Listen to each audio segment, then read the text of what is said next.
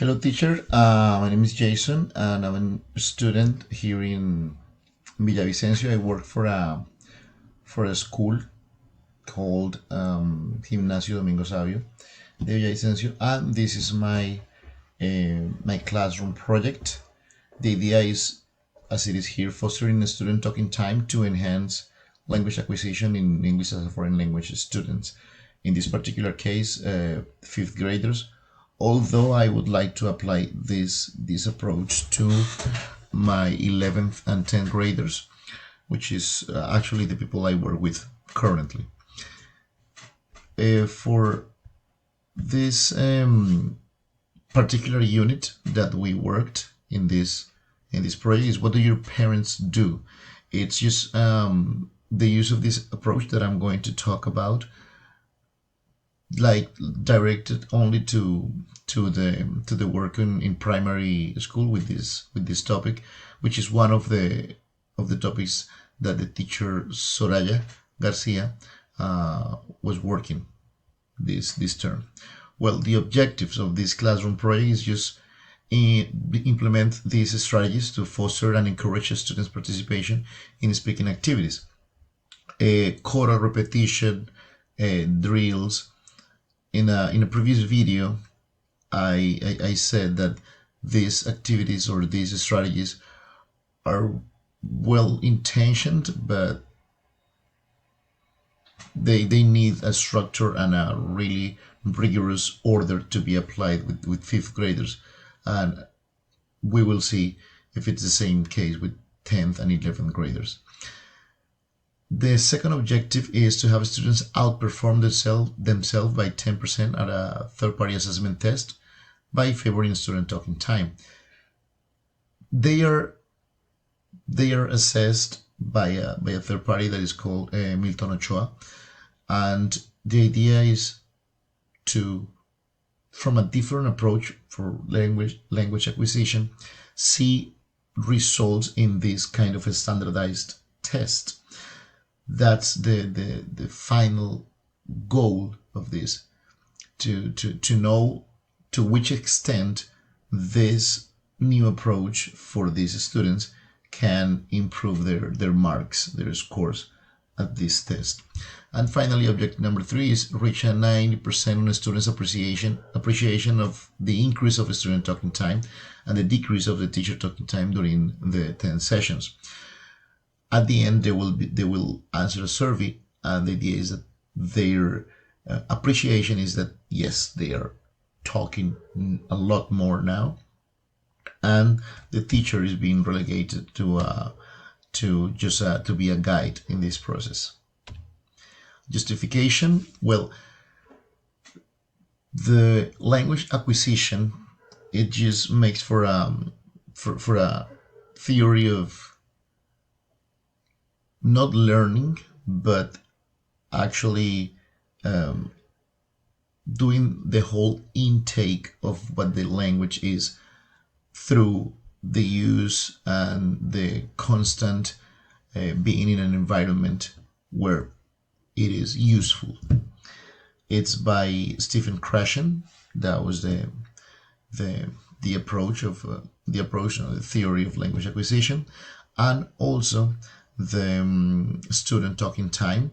That was a strategy that it was well studied in other countries, and the conclusion that they reached was that it affects the performance of these students at tests during classes or evaluation or assessment tests. Now, this is like a trial and error in terms of strategies to apply this methodology. The description, well, we always start with a vocabulary, but the idea is to practice the vocabulary with full sentences and with activities that will lead the students to use the language in a useful way, to actually delve into the activities using the English and sharing and working in groups, but always trying to use the expression that the teacher is using. So these are like kind of the questions that we're going to ask to prompt a specific response from them. Of course, enhancing short-term memory because they have to repeat the sentences and the expressions that we use.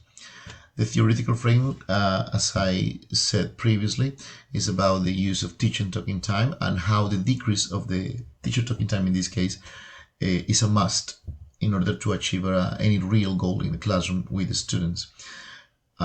This 2007 study is a bit old, but it can address this situation in two different ways, which is the content and language integrated learning, and also the use of the student talking time. Both, they are going to, this study is going to shed some light in the pursuit of applying those concepts into the school, especially this school, because they really want to go into international bachelor, the IB, and it has a lot with the full content in this language. So I would like to use this further in this investigation of methodologies. Conclusion: well, yeah, primary schools are very energetic, and having control over the situation is a challenge.